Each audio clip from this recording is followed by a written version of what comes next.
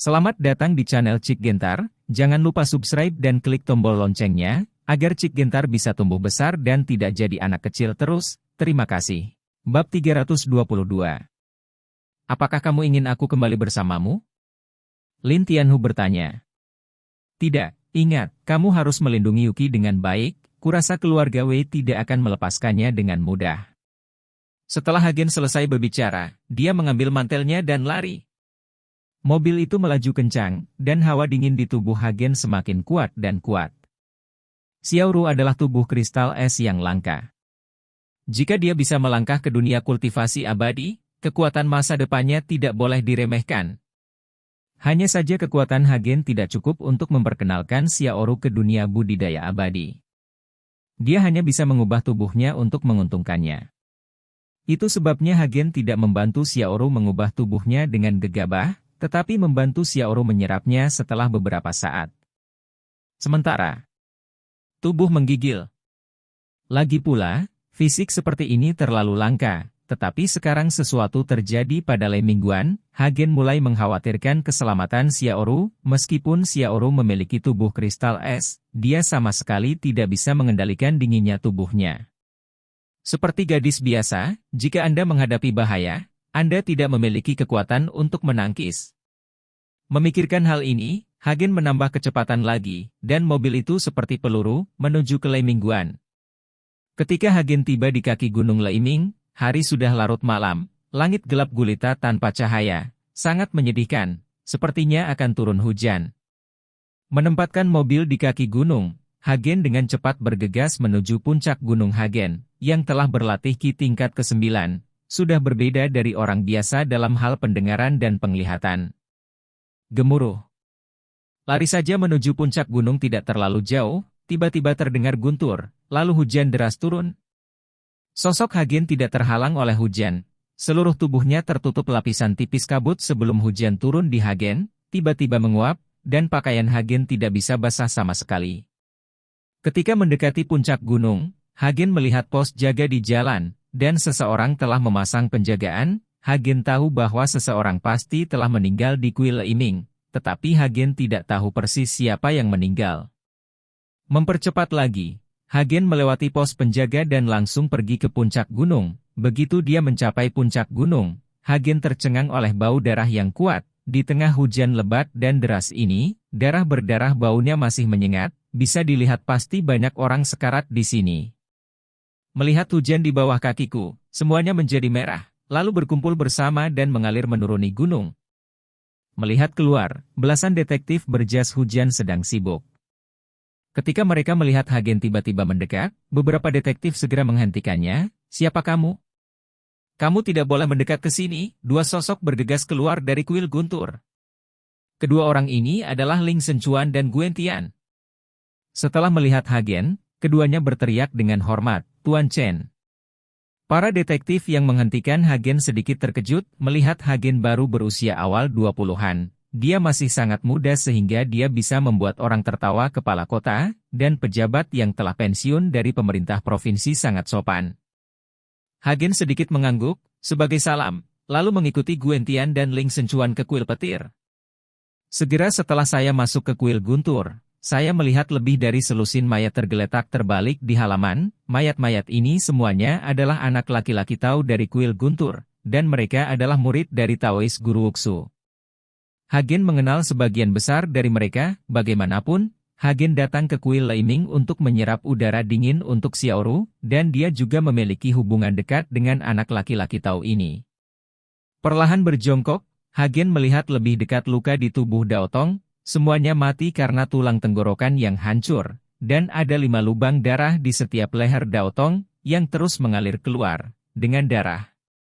Di mana Taois Master Wuxu? Tanya Hagen. Di dalam, kata Guen Tian, dan buru-buru membawa Hagen ke aula utama kuil Tao. Begitu dia memasuki aula, dia melihat guru Tao Busu terbaring di lantai aula, matanya terbuka lebar, dan tubuhnya sudah kaku. Bab 323. Guru Tao Fuxu meninggal tanpa mengistirahatkan matanya. Aku mencoba membuatnya memejamkan mata, tetapi tidak mungkin. Guentian tidak berani menatap langsung ke arah guru Fuxu Tao, dan berkata dengan wajah sedih. Hagen berlutut perlahan, dan dengan lembut membelai wajah guru Tao Fuxu dengan satu tangan. Jangan khawatir, guru Tao Busu, saya akan membalas dendam Anda. Ketika Hagen mengambil tangannya, busu mata pendeta sudah tertutup. Hagen bangkit dan melirik ke aula, tetapi dia tidak melihat mayat orang lain, jadi dia bertanya, di mana Putri Taois Wuxu? Guentian menggelengkan kepalanya, tetapi Ling Zhenchuan berkata, aku tidak tahu kemana saya pergi. Setelah kami mendapat berita dan tiba, kami menutup tempat kejadian, dan tidak ada orang lain, dan pemandangannya seperti sekarang, dan tidak ada yang bergerak. Kuil Tao dibantai. Guentian menggertakkan giginya dan berkata, seseorang telah terlintas di benak Hagen saat ini, tetapi tidak ada bukti saat ini, dan Hagen tidak berani membuat komentar gegabah. Gugu, jangan khawatir. Saya telah meminta Departemen Investigasi Kriminal untuk menyelidiki dengan cermat. Saya yakin kita akan segera tahu siapa pembunuhnya. Ling Zhenchuan juga berkata dengan wajah sedih. Wali Kota Ling, biarkan semua orang berhenti menyelidiki masalah ini. Ada beberapa hal yang orang biasa tidak bisa mengetahuinya sama sekali. Serahkan masalah ini padaku. Hagen tahu bahwa ini pasti tidak dilakukan oleh orang biasa. Ling Zhenchuan sedikit terkejut, dan setelah melihat ke arah Hagen, dia mengangguk, oke, saya akan membiarkan para penyelidik pergi sekarang. Saat Ling Zhenchuan selesai berbicara, ada semburan suara berisik di luar. Hagen dan yang lainnya bergegas keluar. Begitu mereka tiba di pintu masuk kuil Tao, mereka melihat seorang Taois Wei yang mengenakan jubah Tao dan basah kuyup sedang berdebat dengan para detektif. Biarkan dia masuk. Hagen berteriak dengan tajam. Para detektif tercengang sesaat, tetapi mereka memandang Ling Zhenchuan di samping Hagen, dan dengan patuh menyingkir. Saudara muda, saudara muda. Pendeta Tao Wei meraung kesakitan, dan bergegas ke kuil Tao. Melihat penampilan Taois Wei yang berduka, Hagen merasa sakit di hatinya. Hagen dan Guentian mengikuti, sementara Ling Zhenchuan meninggalkan beberapa orang yang membersihkan tempat kejadian, dan yang lainnya diminta untuk mengungsi, dan mereka semua tidak diizinkan untuk menceritakan apa yang terjadi hari ini. Adik laki-laki, saudara laki-laki, bangun, bangun, di aula utama, Wei Tao memeluk mayat guru Tao Wuxu dan menangis. Hagen dan yang lainnya berdiri diam di samping, tidak ada yang mengatakan sepatah kata pun, tidak ada kenyamanan saat ini yang sia-sia. Setelah menangis untuk waktu yang lama, Pendeta Tao Wei meletakkan tubuh Pendeta Tao Wuxu, dengan niat membunuh berkilat di matanya, dia mengertakkan gigi dan berkata, Jujue tua, aku berselisih denganmu. Jika aku tidak membunuh kamu, aku bersumpah aku tidak akan menjadi manusia. Mendengar Taoist Wei menyebut Jue Taoist, Hagen merasa yakin. Dia sedang memikirkan Jue Taoist ini barusan. Dia membunuh Liao Fei dan mengambil Seven Star Disk. Harta karun semacam ini langka di dunia. Tetapi Hagen tidak menyangka bahwa Jue Taoist ini begitu kejam sehingga dia tidak mengganggu dirinya sendiri, tetapi langsung membantai seluruh kuil Guntur. Tuan Wei, bagaimana Anda tahu bahwa Jue Tao yang melakukannya? Guentian bertanya dengan hati-hati. Itu adalah saudara pengkhianat saya yang memberitahu saya, kalau tidak saya tidak akan bergegas ke sini secepat ini. Kami membunuh Liao Fei, dan saudara pengkhianat saya menyihir Jue Daois untuk membantai seluruh kuil Leiming untuk membalas murid-muridnya. Setelah itu dia memberitahu saya di sini untuk mengumpulkan mayatnya. Pendeta Tao Wei mengertakkan gigi, dan berkata dengan tatapan membunuh di matanya. Gila, ini adalah sesuatu yang bisa dilakukan seorang biksu. Ketika Ling Zhenchuan mendengar ini, dia juga terkejut. Bab 324. Kalau begitu, apakah kamu tahu di mana Xiaoru? Hagen bertanya. Saya ditangkap dan dikirim ke Vicious Temple. Setelah berurusan dengan pemakaman adik laki-laki saya akan menyelamatkannya. Taoist Wei perlahan mengambil mayat Daoist Master Wei, dan hendak pergi ke halaman belakang untuk kubur mayatnya. Hagen mengulurkan tangannya untuk menghentikan Taoist Wei, Tuan Tao, itu tidak sebanding dengan pemakaman pendeta Tao. Ada orang di sini yang mengatur agar Anda membawa saya ke kuil jahat. Saya khawatir saya akan terlambat dan Xiaoru akan berada dalam bahaya. Pendeta Tao Wei sedikit terkejut. Setelah beberapa saat, dia meletakkan tubuh guru Tao Busu dan mengangguk, "Oke, aku akan membawamu ke sana sekarang. Gu, Wali Kota Ling, aku akan pergi terserah padamu untuk berurusan dengan tempat ini." Hagen menoleh ke Guentian dan Ling Senchuan Said. "Tuan Chen, hati-hati!" desak Guentian. Hagen dan Taoist Wei berangkat. Violet Temple terletak di puncak gunung yang curam. Tempatnya jarang penduduknya. Saya tahu bahwa hanya ada sedikit orang di sini, jadi tidak ada yang akan datang untuk menyembah Vicious Temple seperti menyembah Thunder Temple. Di bawah bimbingan Taoist Wei, Hagen dan yang lainnya tidak bergegas ke kaki gunung sampai subuh. Melihat puncak gunung yang menjulang tinggi dan hutan yang rimbun, mata Hagen penuh dengan niat membunuh. Karena hujan lebat tadi malam, seluruh puncak gunung sekarang tertutup kabut lembab. Hagen dan Taoist Wei terjun ke dalam kabut dan segera menghilang. Pada saat ini, di Vierceneter Temple, beberapa anak laki-laki Tao dengan wajah garang sedang menyapu kuil Tao dengan malas. Anak laki-laki Tao ini semuanya adalah pembunuh yang kejam. Kemudian, mereka diburu dan disembunyikan di sini, dan menjadi anak laki-laki Tao. Dan di aula utama, ada seseorang yang mengenakan jubah Tao. Orang ini adalah Xuan Jizi, guru kuil Jimingguan saat ini. Pengkhianat yang dikatakan oleh Tao Wei adalah orang ini, dan Liao Fei adalah muridnya. Seharusnya waktu untuk khotbah di pagi hari, tetapi Xuanji ini linglung, menajamkan telinganya untuk diam-diam mendengarkan gerakan di belakang aula. Di ruangan di belakang aula utama, Taoist Jue berjanggut, yang sudah berusia lebih dari 70 tahun, memandang Xiaoru di tempat tidur dengan mata serius. Xiaoru mengecilkan tubuhnya dan melihat orang aneh seperti orang biadab di depannya dengan kengerian di matanya. Dia baru saja makan malam dan hendak beristirahat ketika dia tiba-tiba mendengar suara perkelahian di luar. Setelah dia membuka pintu, dia pingsan. Ketika dia bangun, dia menemukan bahwa dia sudah ada di sini. TSK, kulit seputih salju, dan bahkan pembuluh darah di tubuhnya dapat terlihat dengan jelas. Itu memang tubuh kristal es. Itu sangat berharga, sangat berharga. Jue Taoist dengan rakus menatap Xiaoru di tempat tidur, wajahnya penuh kegembiraan. "Kamu, siapa kamu? Mengapa kamu menangkapku?" Xiaoru bertanya pada Jue Tao dengan ketakutan. "Bayi kecil, jangan takut, aku tidak akan membunuhmu, kamu bisa hidup denganku dengan patuh mulai sekarang, tubuh kristal esmu. Jika kamu berkultivasi ganda denganku, aku bisa hidup 100 tahun lebih lama." Jue Taoist menjilat bibirnya, cahaya cabul di matanya membuat Xiaoru menggerakkan tubuhnya ke belakang dengan putus asa. "Jangan datang ke sini, atau ayahku tidak akan membiarkanmu pergi, dia pasti akan membunuhmu." Xiaoru tidak tahu berita bahwa Master Wuxu Taoist telah meninggal. "Ayahmu membunuhku?" "Hahaha, lelucon besar." Jue Daoist tiba-tiba mendongak dan tertawa keras. "Ayahmu sudah menjadi mayat sekarang, apa yang dia gunakan untuk membunuhku?" "Dengan jiwanya. Bahkan itu jiwanya yang berani menemukanku, dan aku juga bisa membuatnya terbang." Xiaoru terkejut ketika mendengarnya. "Kamu membunuh ayahku? Jika aku tidak membunuh orang tua itu, bagaimana aku bisa membawamu pergi? Datang ke sini." Jue Tao berkata dengan senyum dingin. Mendengar ini, Xiaoru tampak tercengang, dan kemudian matanya menjadi marah. "Aku akan membunuhmu, aku akan membunuhmu." Bab 325. Tidak ada rasa takut di wajah Xiaoru, dan dia bergegas menuju Jue Taoist dengan amarah di matanya.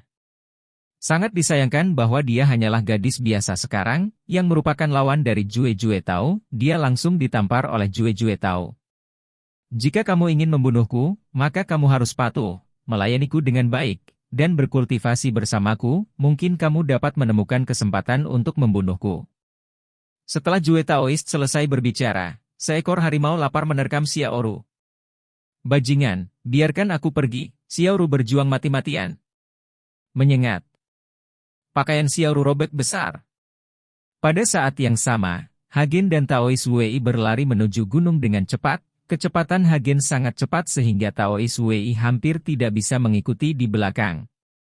Segera, Vicious Temple muncul di depan mereka berdua. Melihat Vicious Temple yang agak bobrok, Hagen sedikit bingung. Bagaimana mungkin kuil Tau seperti itu masih memiliki orang? Tuan Chen, kuil Tau ini adalah kuil Tau yang ditinggalkan. Kemudian, diambil alih oleh pendeta Tau yang dimusnahkan dan diberi nama kuil Fiendish. Anak laki-laki Tau di sini semuanya adalah penjahat keji. Mereka bersembunyi di sini untuk menghindari perburuan. Pendeta Tau Wei mengikuti Hagen untuk menjelaskan jalan. Hagen mengangguk, itu artinya membunuh semua orang di kuil Tau ini, tidak masalah. Ketika Hagen mengikuti Tau Wei di pintu masuk kuil Tau, anak laki-laki Tau yang sedang menyapu lantai semuanya tercengang. Karena kuil Tau mereka, tidak ada orang asing yang akan datang sama sekali. Dua orang asing tiba-tiba muncul, jadi semua anak laki-laki Tau itu waspada. Siapa kalian berdua?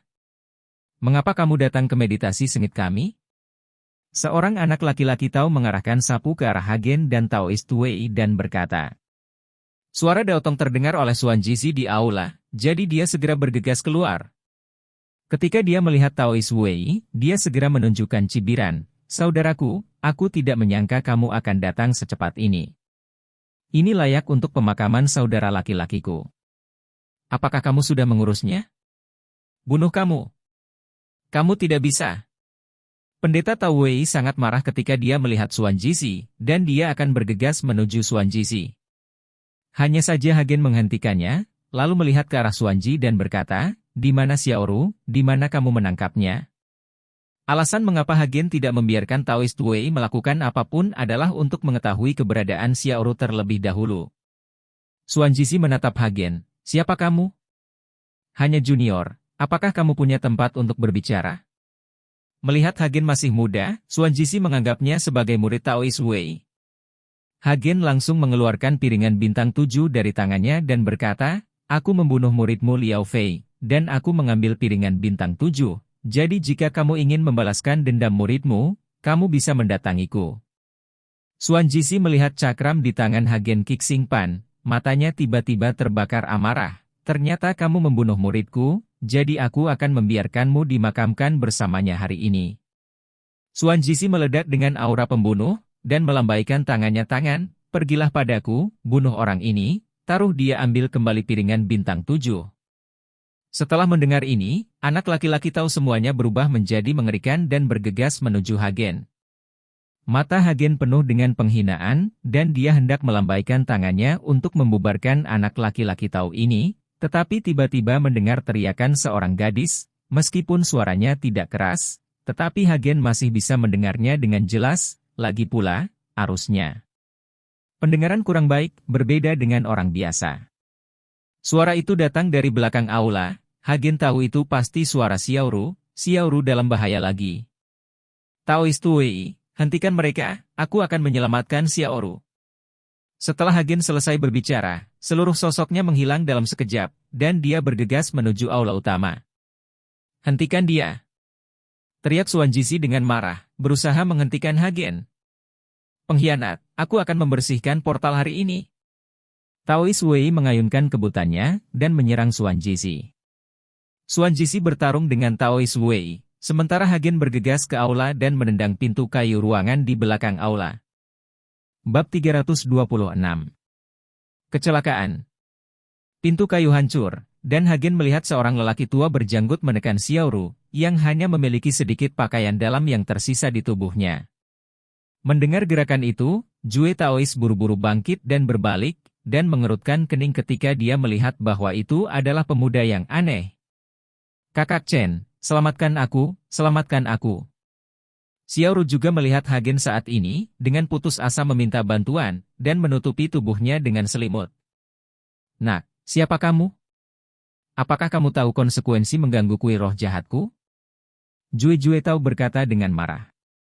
Akulah yang membunuh muridmu dan mengambil piringan bintang 7-mu. Jika kamu memiliki kemampuan, datang dan ambillah. Hagen menunjukkan piringan bintang 7 dan berkata dengan niat membunuh. Mata Taoist Jue berbinar ketika dia melihat piringan bintang 7. Anak laki-laki yang luar biasa, kamu memiliki keberanian, dan berani mengirimkannya ke pintumu atas inisiatifmu sendiri, maka. Taois yang malang akan membawamu masuk hari ini. Dia meninju Hagen. Mata Hagen berseri-seri karena kedinginan, dan dia menatap Jue Taois dengan saksama, aura pembunuhnya naik hingga ekstrim. Kamu monster, hari ini aku akan melakukan keadilan untuk surga. Setelah Hagen selesai berbicara, kekuatan spiritual yang melonjak-melonjak di dantiannya, dan kemudian berkumpul di kepalan tangan Hagen, yang sepertinya ditutupi oleh lapisan cahaya yang menyelimuti umum. Jue Taois tercengang, matanya berkilat karena terkejut, tetapi tinju yang dia ayunkan tidak berhenti, tetapi meningkatkan kekuatan internalnya lagi. Bang! Setelah suara memekakan telinga, seluruh ruangan tersapu angin kencang dan penuh bekas luka. Teng teng teng. Jue Tao mundur 3 langkah sebelum dia menstabilkan tubuhnya, seluruh lengannya mati rasa. Dan Hagen berdiri diam dengan ekspresi dingin di wajahnya. Ekspresi ngeri melintas di mata Jue Taoist, dia tidak pernah berpikir bahwa Hagen akan memiliki kekuatan yang begitu menakutkan di usia yang begitu muda. Apakah kamu seorang biksu? Jue Tao menyipitkan matanya sedikit, tidak heran kamu punya nyali untuk muncul. Tao Jue melihat identitas Hagen, dan sepertinya dia pernah berurusan dengan biksu sebelumnya. Hagen juga sedikit terkejut bahwa Jue Taoist mengenali identitasnya secara sekilas. Pada saat yang sama, dia juga sedikit terkejut dengan kekuatan Jue Taoist. Jika Hagen tidak dipromosikan ke kekuatan Ki tingkat ke-9 pelatihan, pukulan ini mungkin bukan pemenangnya. Karena kamu tahu, kenapa kamu tidak berlutut dan cepat mati? Hagen berkata dengan acuh tak acuh. Hahaha, anak muda, kamu terlalu sombong.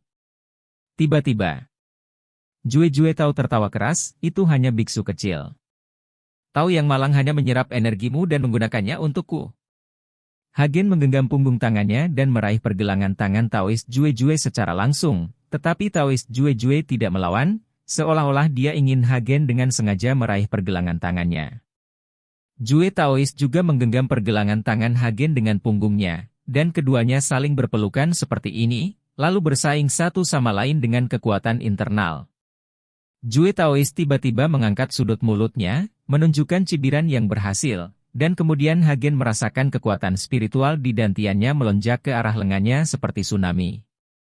Gelombang kekuatan spiritual ini, setelah bergegas ke lengan, langsung tersedot ke dalam tubuhnya oleh Jue Tao. Kali ini, ekspresi Hagen berubah drastis, dia tidak menyangka bahwa Jue Tao memiliki keterampilan yang begitu unik. Hahaha, melihat betapa melonjaknya kekuatan spiritualmu di usia yang begitu muda, aku akan menikmatinya kali ini. Taois Jue tertawa, wajahnya penuh kebanggaan. Merasakan kehilangan kekuatan spiritual yang terus-menerus di tubuhnya, pikir Hagen, karena seni konsentrasinya dapat menyerap semua hal untuk kultivasi, dapatkah dia juga menyerap energi dari orang lain?